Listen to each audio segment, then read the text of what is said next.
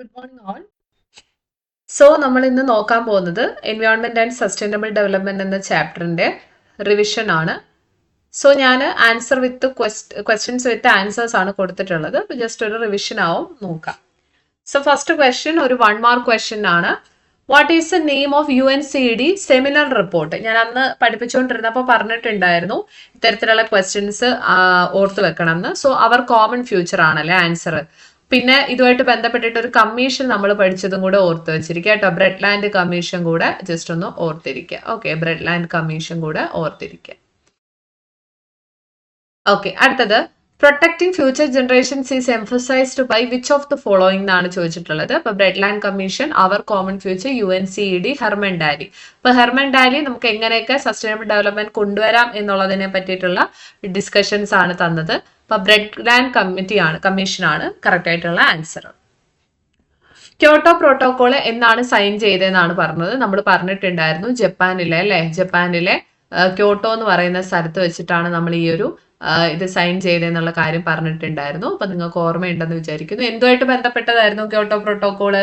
Kyoto protocol was related to the GHG അല്ലേ, അതായത് നമ്മുടെ ഗ്രീൻ ഹൗസ് ഗ്യാസ് എമിഷൻസ് കുറയ്ക്കാൻ വേണ്ടിയിട്ടുള്ള ഒരു പദ്ധതിയായിരുന്നു എന്നുള്ള കാര്യം ഓർത്തു വെച്ചിരിക്കുക. 1997.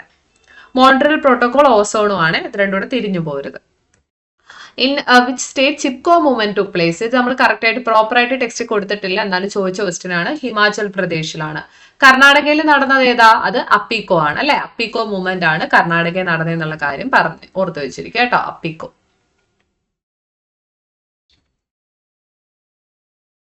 ഓക്കെ, അടുത്തത് identify the strategy for sustainable development. Sustainable ഡെവലപ്മെന്റിന്റെ സ്ട്രാറ്റജി എന്താണെന്ന് നോക്കാനാണ്. Wind energy, solar energy, gobar gas. ഇത് മൂന്നും നമ്മൾ പറഞ്ഞതാണ്. ഇത് മൂന്നും വരുന്നുണ്ട്. ഓൾ ഓഫ് ദ എബവ് ആണ് ആൻസർ.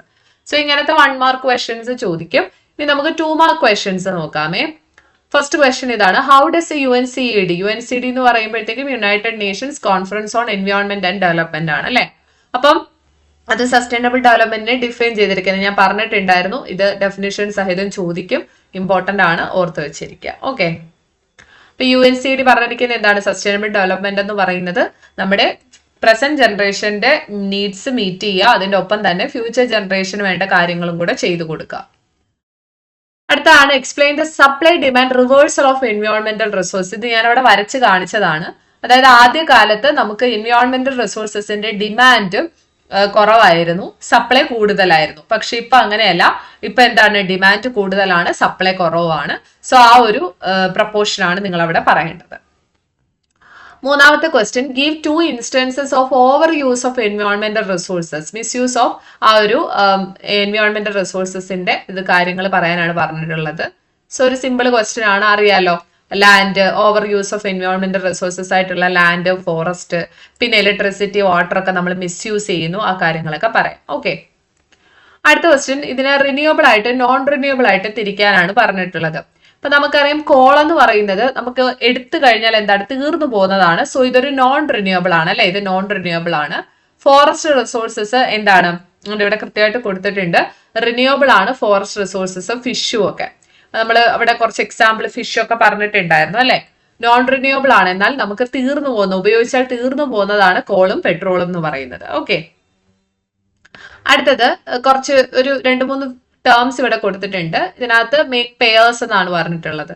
അതായത് യൂണി ഡയമെൻഷണൽ കോൺസെപ്റ്റ് ആണ് ഗ്രോത്ത് എന്ന് പറയുന്നത്. എന്നാൽ ഡെവലപ്മെന്റ് എന്ന് പറയുന്നത് മൾട്ടി ഡയമെൻഷണൽ ആണ്. ഇത് നമ്മൾ ടെക്സ്റ്റിൽ ഡയറക്ട്ലി പറഞ്ഞിട്ടില്ല, പക്ഷെ ചോദിച്ചതാണ്, ഓർത്ത് വെച്ചിരിക്കുക. അതായത് ഇപ്പം ഗ്രോത്ത് എന്ന് പറഞ്ഞു കഴിഞ്ഞാൽ നമ്മൾ മിക്കവാറും അതിനെ GDP ഫോർമാറ്റിലായിരിക്കും കണക്കാക്കുന്നത്. ഇപ്പൊ GDP എത്ര കൂടി കുറഞ്ഞു ആ കാര്യങ്ങളായിരിക്കും നോക്കുന്നത്. പക്ഷെ നമുക്ക് ഒരിക്കലും ഡെവലപ്മെന്റിനെ അങ്ങനെ കാണാൻ പറ്റില്ല അല്ലെ. ഡെവലപ്മെന്റ് എന്ന് പറയുമ്പോൾ അതിനകത്ത് ഒരുപാട് കാര്യങ്ങൾ വരും. എക്കണോമിക് വരും, ഫിസിക്കൽ വരും, എന്താണ് മെന്റൽ ഡെവലപ്മെന്റ്, അങ്ങനത്തെ അതിനകത്ത് തന്നെ ഒരു കൺട്രിയുടെ കേസ് എടുക്കുകയാണെങ്കിൽ തന്നെ ഫിനാൻഷ്യൽ ഡെവലപ്മെന്റ്, ഇൻഫ്രാസ്ട്രക്ചർ ഡെവലപ്മെന്റ്, അങ്ങനെ എല്ലാ കാര്യങ്ങളും വരും. അത് മൾട്ടി ഡയമെൻഷൻ ആണ്, ഒരുപാട് കാര്യങ്ങളെ ചുറ്റിപ്പറ്റി നിൽക്കുകയാണ്. അടുത്തത് outline the steps involve in attaining sustainable development അഥവാ സ്ട്രാറ്റജീസ് ആണ്, ഓർത്ത് വെച്ചിരിക്കുക. അതായത് നമുക്ക് പോവർട്ടി കുറയ്ക്കാം, അതുപോലെ തന്നെ ഇങ്ങനത്തെ ഉള്ള കാര്യങ്ങളൊക്കെ ഒന്ന് ഓർത്ത് വെച്ചിരിക്കുക കേട്ടോ. അതായത് റിസോഴ്സ് ഡിപ്ലീഷൻ കുറയ്ക്കണം, എൻവയോൺമെന്റൽ ഡീഗ്രഡേഷൻ കുറയ്ക്കണം, കാര്യങ്ങളൊക്കെ പറയാം. 2 മാർക്ക് ക്വസ്റ്റ്യൻസ് ആണ്, ഏതെങ്കിലും 2 പോയിന്റ്സ് എഴുതിയാൽ മതിയോ. അതെ, 2 മേജർ എൻവയോൺമെന്റൽ issues facing the world today ഏതൊക്കെയാണ്? ഓസോൺ ഡിപ്ലീഷൻ, അതിന് വേണ്ടിയിട്ട് മോൺട്രിയൽ പ്രോട്ടോകോൾ കൊണ്ടുവന്നു, ഗ്ലോബൽ വാർമിങ്ങിന് വേണ്ടിയിട്ട് ക്യോട്ടോയും കൊണ്ടുവന്നു. എന്താണ് സസ്റ്റൈനബിൾ ഡെവലപ്മെന്റ് എന്നുള്ളത് ഇതിപ്പോ അടുത്ത ക്വസ്റ്റ്യൻ ആണ് അല്ലെ, വളരെ ഇമ്പോർട്ടന്റ് ആണ്, ഓർത്ത് വെച്ചിരിക്കുക. സസ്റ്റൈനബിൾ ഡെവലപ്മെന്റ് എന്ന് പറയുമ്പോൾ പ്രസന്റ് ജനറേഷന്റെ കാര്യങ്ങൾ മീറ്റ് ചെയ്തുകൊണ്ട് ഫ്യൂച്ചർ ജനറേഷനും കൊടുക്കുക എന്നുള്ളതാണ്. റീസൈക്കിൾ ചെയ്യാൻ പറ്റുന്ന കാര്യങ്ങൾ ഇത് നമ്മുടെ കയ്യിൽ നിന്നിട്ട് എഴുതാൻ പറ്റുന്നതേ ഉള്ളേ. ഏതൊക്കെയാണ്? പ്ലാസ്റ്റിക്, പേപ്പറുകൾ, പോളിത്തീൻ, ഗ്ലാസുകൾ, പിന്നെ അങ്ങനത്തെ ഉള്ള വേസ്റ്റ് ഓഫ് ഇൻഡസ്ട്രീസ്, അതൊക്കെ നമുക്ക് റീസൈക്കിൾ ചെയ്യാം. അതായത് ഇപ്പം ഈ അടുത്ത ക്വസ്റ്റ്യൻ നോക്കിയേ, what happens when the rate of resource extraction exceeds that of their regeneration. അതായത് നമ്മുടെ എൻവയോൺമെന്റ് റീജനറേറ്റ് ചെയ്യുന്നതിനെക്കാട്ടിലും കൂടുതൽ നമ്മൾ റിസോഴ്സ് എക്സ്ട്രാക്ട് ചെയ്യുന്നതിന് എന്തായിരിക്കും സംഭവിക്കാൻ പോകുന്നതെന്ന്. അപ്പം എൻവയോൺമെന്റിന് എന്ത് ചെയ്യാൻ പറ്റത്തില്ല? ലൈഫ് സസ്റ്റനൻസ് എന്ന് പറയുന്ന അതിന്റെ ഏറ്റവും വലിയ ഫംഗ്ഷൻ ചെയ്യാൻ പറ്റില്ല അല്ലെ. അതായത് നമ്മൾക്ക് ഡിമാൻഡ് കൂടി ഇരിക്കുകയാണ്, അത്രയും നമ്മുടെ എൻവയോൺമെന്റിന് സപ്ലൈ ചെയ്യാൻ പറ്റുന്നില്ല എന്ന് പറഞ്ഞാൽ അതൊരു എക്കണോമിക് ക്രൈസിസ് ആണെന്ന് നമുക്ക് പറയേണ്ടി വരും. ഇപ്പൊ ഫോർ എക്സാമ്പിൾ ഇന്ത്യ പോലുള്ള ഒരു പോപ്പുലേഷൻ കൂടി വരുന്ന രാജ്യത്തൊക്കെ അത് എൻവയോൺമെന്റിന്റെ മേല് ഭയങ്കരമായിട്ടുള്ള പ്രഷർ ആണെന്നുള്ള കാര്യം ഓർത്തു വെച്ചിരിക്കുക. അതുകൊണ്ടാണ് ഹെർമൻ ഡാലി പറഞ്ഞത് മാക്സിമം നമ്മൾ ഇത് കുറയ്ക്കണമെന്ന്, പോപ്പുലേഷൻ കുറയ്ക്കണമെന്ന്. ഓക്കെ, നമ്മുടെ ചിപ്കോ മൂവ്മെന്റ് എന്ന് പറയുന്നത് കണ്ടോ, സ്റ്റാർട്ടഡ് ഇൻ കർണാടക അല്ലെ, കർണാടകയിലല്ല കേട്ടോ, ഉത്തർപ്രദേശിലാണേ, ഓർത്തു വെച്ചിരിക്കുക. ചിപ്കോ മൂവ്മെന്റ് സ്റ്റാർട്ട് ചെയ്ത് ഹിമാചൽ പ്രദേശിലാണ് കേട്ടോ, അവിടെ ചെറിയ തെറ്റുണ്ട്. അപ്പൊ അതിന്റെ എന്താ ഉദ്ദേശം എന്ന് പറഞ്ഞാല് ഈ ഹഗ് ചെയ്യുക അല്ലെ, കെട്ടിപ്പിടിച്ച് നിൽക്കുക. അപ്പം മരങ്ങളെ കെട്ടിപ്പിടിച്ച് നിൽക്കുക. അപ്പൊ അതുവഴി എന്ത് ചെയ്യാൻ പറ്റത്തില്ല ഇവർക്ക്, ഈ പറയുന്നത് പോലെ എന്ത് പറ്റത്തില്ല എന്നാണ് പറയുന്നത്, മരങ്ങളെ കട്ട് ചെയ്യാനായിട്ട് പറ്റത്തില്ല എന്നുള്ള കാര്യം നിങ്ങൾ ഓർത്തിരിക്കുക. ഓക്കെ, അപ്പം ഇമ്പോർട്ടന്റ് ആണ്. അപ്പം ഇത് ആക്ച്വലി ഹിമാചൽ പ്രദേശിലെ ഉത്തരാഖണ്ഡിൽ നടന്നിട്ടുള്ള ഒരു സംഭവമാണ് ചിപ്കോ മൂവ്മെന്റ് കേട്ടോ. അപ്പൊ നിങ്ങൾ ഇവിടെ ഒന്ന് ജസ്റ്റ് ഒന്ന് തിരുത്താണേ. ആൻസർ കീയിൽ കൊടുത്തത് ഇങ്ങനെയാണ് കേട്ടോ, ഇത് ഉത്തരാഖണ്ഡ് ആണ് കേട്ടോ. Chipko movement took place in Uttarakhand കേട്ടോ. ഇതൊന്ന് ജസ്റ്റ് ഒന്ന് നോക്കിക്കോണേ.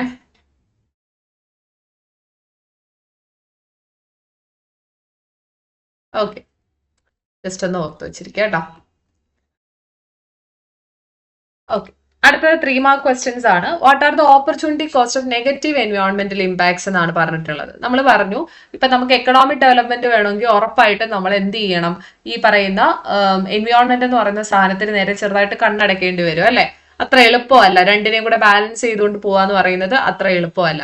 അപ്പം ഇവിടെ എന്താണ് ഇതിന്റെ ഓപ്പർച്യൂണിറ്റി കോസ്റ്റ്, അതായത് നമ്മുടെ എൻവയോൺമെന്റൽ ഇമ്പാക്ട്സ് കുറയാന്ന് പറഞ്ഞു കഴിഞ്ഞാൽ അതിന്റെ അർത്ഥം എന്താണ്, നമുക്ക് ചിലപ്പോൾ ഹെൽത്ത് കോസ്റ്റ് കൂടും, അല്ലെങ്കിൽ നമ്മൾ ടെക്നോളജി പരമായിട്ട് കുറച്ച് കൂടുതൽ ഇൻവെസ്റ്റ് ചെയ്യേണ്ടി വരും അല്ലെ. അതുപോലെ തന്നെ അത് ഗവൺമെന്റിന് ഭയങ്കര ഒരു ബേർഡൻ ആയിരിക്കും അല്ലെ, ഫിനാൻഷ്യൽ ബേർഡൻ ആയിരിക്കും. അപ്പൊ അതൊക്കെ നമ്മൾ പഠിച്ചതാണ്, അതൊക്കെ പറയാം. ആൻഡ് ഇത് നമ്മുടെ ടെക്സ്റ്റിൽ ഡയറക്ട്ലി എവിടെയും പറഞ്ഞിട്ടില്ല, നിങ്ങളൊന്ന് ഓർത്തിരിക്കുക. ഗ്രീൻ നെറ്റ് നാഷണൽ ഇൻകം എന്ന് പറയുന്ന ഒരു സാധനമുണ്ട്, അതെങ്ങനെ കാൽക്കുലേറ്റ് ചെയ്യുന്നത്. അതായത് നമ്മുടെ നെറ്റ് നാഷണൽ ഇൻകത്തിൽ നിന്ന് depreciation of natural capital minus ചെയ്യുമ്പോൾ നമുക്ക് കിട്ടുന്നതാണ്. ഇതിന്റെ ഇവിടെ കൊടുത്തിട്ടുണ്ട്. ഗ്രീൻ നെറ്റ് നാഷണൽ ഇൻകം നമ്മൾ കാൽക്കുലേറ്റ് ചെയ്യുന്നത് നെറ്റ് നാഷണൽ ഇൻകത്തിൽ നിന്നും depletion of natural resources minus എൻവയോൺമെന്റൽ ഡീഗ്രഡേഷൻ ചെയ്യുമ്പോൾ നമുക്ക് കിട്ടുന്നതാണ് ഈ കൊടുത്തിരിക്കുന്ന ഗ്രീൻ നെറ്റ് നാഷണൽ ഇൻകം എന്ന് പറയുന്നത്. അപ്പൊ നിങ്ങൾ ജസ്റ്റ് ഒന്ന് ഓർത്തിരുന്നാൽ മതിയെ, പരീക്ഷയ്ക്ക് ചോദിച്ചിട്ടുള്ളത് കൊണ്ട് ഇട്ടതാണ്. ഓക്കെ, അടുത്ത ക്വസ്റ്റ്യൻ 4 മാർക്ക് ആണ്. അപ്പം സസ്റ്റൈനബിൾ ഡെവലപ്മെന്റിനെ ബേസ് ചെയ്തിട്ടുള്ള ഒരു ക്വസ്റ്റ്യൻ ആണ്. Keeping in view of your locality suggest any 4 strategies of sustainable development. അപ്പൊ നിങ്ങളുടെ ഒരു ഏരിയയിൽ സസ്റ്റൈനബിൾ ഡെവലപ്മെന്റ് കൊണ്ടുവരണമെങ്കിൽ എന്തൊക്കെ ചെയ്യും? ഈ ടെക്സ്റ്റിൽ നമ്മൾ പറഞ്ഞ സ്ട്രാറ്റജീസ് ഇല്ലേ 4 അതിലേതെങ്കിലും പറഞ്ഞാൽ മതി കേട്ടോ. സോളാർ പവർ ഉപയോഗിക്കും, അല്ലെങ്കിൽ bio composting, bio pest control, wind കൊണ്ടുവരും, മിനി ഹൈഡൽ പ്ലാന്റുകൾ കൊണ്ടുവരും, അതൊക്കെ പറയാം. ഓക്കെ, ഇതൊരു പഴയ ക്വസ്റ്റ്യൻ ആണ്. അതായത് ഡിഫറൻഷിയേറ്റ് ചെയ്യുക, നാച്ചുറൽ ക്യാപിറ്റൽ എന്താണ്, മാൻമെയ്ഡ് ക്യാപിറ്റൽ എന്താണ്. നാച്ചുറൽ ക്യാപിറ്റൽ എന്ന് പറയുമ്പോൾ നമുക്ക് നേച്ചറിൽ നിന്ന് കിട്ടുന്ന ക്യാപിറ്റൽ ആണ്, നേച്ചറിന്റെ ഫ്രീ ആയിട്ടുള്ള ഗിഫ്റ്റുകളാണ്. അതേസമയം മാൻമെയ്ഡ് ക്യാപിറ്റൽ എന്ന് പറയുമ്പോഴത്തേക്കും മനുഷ്യന്മാർ ഉണ്ടാക്കുന്നതാണെന്നുള്ള കാര്യം ഓർത്തു വെച്ചിരിക്കുക. അടുത്തത് ഫിൽ ഇൻ ദ ബ്ലാങ്ക്സ് ആണ്. കോൾ എന്ന് പറയുന്നത് എന്താണ്, ഒരു നോൺ റിന്യൂവബിൾ എനർജി ആണ് അല്ലെ, നോൺ റിന്യൂവബിൾ ആണ്, നിങ്ങൾക്ക് അറിയാം. ബേണിംഗ് ഓഫ് ഫോസിൽ ഫ്യൂവൽസ് ഓവറായിട്ട് നമ്മൾ കത്തിച്ചു കഴിഞ്ഞാൽ അത് ഗ്ലോബൽ വാർമിങ്ങിന് കാരണമാവും. അതുപോലെ ബയോ കമ്പോസ്റ്റ് നമ്മൾ കൂടുതലായിട്ട് യൂസ് ചെയ്യുന്നത് ഓർഗാനിക് ഫാമിങ്ങിനാണ്. CFCs എന്തിന് കാരണമാവും, ഓസോൺ ഡിപ്ലീഷന് കാരണമാവും. CFC ഹാലോണുകൾ അതൊക്കെ നമ്മൾ പഠിച്ചതാണ്, ഓർത്തു വെച്ചിരിക്കുക. ഇത് ഞാൻ നിങ്ങളോട് പറഞ്ഞു, list out the functions of the എൻവയോൺമെന്റിന്റെ ഫംഗ്ഷൻസ്. അപ്പൊ അത് റിസോഴ്സ് സപ്ലൈ ചെയ്യുന്നുണ്ട് അല്ലെ. റിസോഴ്സസ് എന്ന് പറയുമ്പോൾ renewable, non renewable resource. Renewable resources എന്ന് പറയുമ്പോൾ വീണ്ടും വീണ്ടും നമുക്ക് ഉപയോഗിക്കാം. നോൺ റിന്യൂവബിൾ റിസോഴ്സസ് എന്ന് പറയുമ്പോൾ അങ്ങനെയല്ല, നമുക്ക് വീണ്ടും ഉപയോഗിക്കാൻ പറ്റില്ല. ഇപ്പൊ ഫോറസ്റ്റിലെ ട്രീസുകൾ അതുപോലെ തന്നെ ഫിഷ് ഇതൊക്കെ റിന്യൂവബിൾ ആണ്, നമുക്ക് പിന്നെയും പിന്നെയും ഉപയോഗിക്കാൻ പറ്റും. പക്ഷെ ഫോസിൽ ഫ്യൂവൽ നോൺ റിന്യൂവബിൾ ആണ്, തീർന്നു പോയാൽ തീർന്നു പോയതാണ്. ഓക്കെ, അടുത്തതും നമ്മൾ പഠിച്ചതാണ് identify the factors contributing to land degradation in India. ഓർമ്മയുണ്ടല്ലോ, അതായത് വെജിറ്റേഷൻ നഷ്ടപ്പെടും, ഷിഫ്റ്റിംഗ് കൾട്ടിവേഷൻ അല്ലെ, ഒരു സ്ഥലത്ത് കൾട്ടിവേറ്റ് ചെയ്തിട്ട് അടുത്ത സ്ഥലത്തോട്ട് മാറിപ്പോകുന്നത്, ഫോറസ്റ്റ് ഫയർ, അതുപോലെ തന്നെ ഫ്യൂവൽ വുഡ് എടുക്കുന്നത്, over grazing, non adoption of soil conservation measures, അതൊക്കെ നമുക്ക് പറയാം. അടുത്തത് നമ്മുടെ കയ്യിൽ നിന്നിട്ട് എഴുതാൻ പറ്റുന്ന ഒരു ക്വസ്റ്റ്യൻ ആണ്, ദ എൻവയോൺമെന്റൽ crisis is a recent phenomenon, do you agree? അപ്പൊ നിങ്ങൾക്ക് പറയാം ഓക്കെ ഞാൻ എഗ്രി ചെയ്യുന്നു അല്ലെ. ആദ്യകാലത്തൊക്കെ ആണെന്നുണ്ടെങ്കിൽ ഇൻഡസ്ട്രിയലൈസേഷൻ ഒക്കെ കുറവായതുകൊണ്ട് തന്നെ നമ്മുടെ ആ ഒരു എൻവയോൺമെന്റൽ റിസോഴ്സസ് ക്യാരിങ് കപ്പാസിറ്റിക്ക് ഉള്ളിലായിരുന്നു. പക്ഷെ ഇപ്പൊ അങ്ങനെയല്ല എന്നുള്ള കാര്യം പറയാം. എൻവയോൺമെന്റൽ പ്രോബ്ലംസ് അന്ന് ഉണ്ടായിരുന്നില്ല, പക്ഷെ ഇപ്പൊ അങ്ങനെയല്ല. ആഫ്റ്റർ ഇൻഡസ്ട്രിയലൈസേഷൻ കൂടുതൽ ഇൻഡസ്ട്രികൾ വന്നു, എൻവയോൺമെന്റൽ റിസോഴ്സുകളുടെ ആവശ്യം വന്നു. അപ്പോഴത്തേക്കും ഒരു അബ്സോർപ്റ്റീവ് കപ്പാസിറ്റി കുറഞ്ഞു അല്ലെ, നമ്മുടെ എൻവയോൺമെന്റിന്റെ അബ്സോർപ്റ്റീവ് കപ്പാസിറ്റി കുറഞ്ഞു എന്നുള്ള കാര്യം ഓർത്തു വെച്ചിരിക്കുക. ഓക്കെ, 5 മാർക്ക് ക്വസ്റ്റ്യൻസും 8 മാർക്ക് ക്വസ്റ്റ്യൻസും കൂടി ഉണ്ട്. അതുകൂടെ നമുക്ക് നോക്കിയിട്ട് ക്ലാസ് വൈൻഡപ്പ് ചെയ്യാം. 5 മാർക്ക് ക്വസ്റ്റ്യൻ നോക്കിക്കേ. അക്കൗണ്ട് ഫോർ ദ കറന്റ് എൻവയോൺമെന്റൽ ക്രൈസിസ്. അപ്പൊ കറന്റ് എൻവയോൺമെന്റൽ ക്രൈസിസിനെ കുറിച്ച് പറയാനാണ്.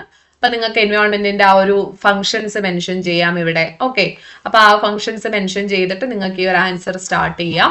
എന്നിട്ട് നമ്മളിപ്പം നേരത്തെ എങ്ങനെയൊക്കെയായിരുന്നു നമ്മുടെ എൻവയോൺമെന്റ്, ഇപ്പോഴത്തെ ഒരു അവസ്ഥ എന്താണ്, ഗ്ലോബൽ വാർമിങ്, ഓസോൺ ഡിപ്ലീഷനെ കുറിച്ചിട്ടൊക്കെ മെൻഷൻ ചെയ്യാം കേട്ടോ. അങ്ങനെ നമുക്ക് അതങ്ങ് നിർത്താം. അടുത്തതാണ് ഒരു ക്വസ്റ്റ്യൻ ആണ്. In 2007 Nobel prize for peace was awarded to an individual Al Gore and an institution IPCC, both engaged in creating awareness about the consequences of global warming. But suggest some measures to keep global warming under control. നമ്മൾ പഠിച്ചതാണ് ഇതിനെ എങ്ങനെയൊക്കെ കുറയ്ക്കുക എന്നുള്ളത്. അപ്പൊ ആദ്യം നിങ്ങൾ global warming എന്താന്ന് പറയുക. അതായത് നമ്മുടെ നാച്ചുറൽ ആ ഒരു എർത്തിന്റെ ടെമ്പറേച്ചറിന് ഒരു ഇൻക്രീസ്, പതുക്കെ ഇൻക്രീസ് ചെയ്ത് വരുന്നതിനാണ് ഗ്ലോബൽ വാർമിംഗ് എന്ന് പറയുന്നത്. അപ്പൊ അത് കാരണം ഗ്രീൻ ഹൗസ് ഗ്യാസസ് എമിഷൻ കാരണമാണ് ഉണ്ടാവുന്നത്.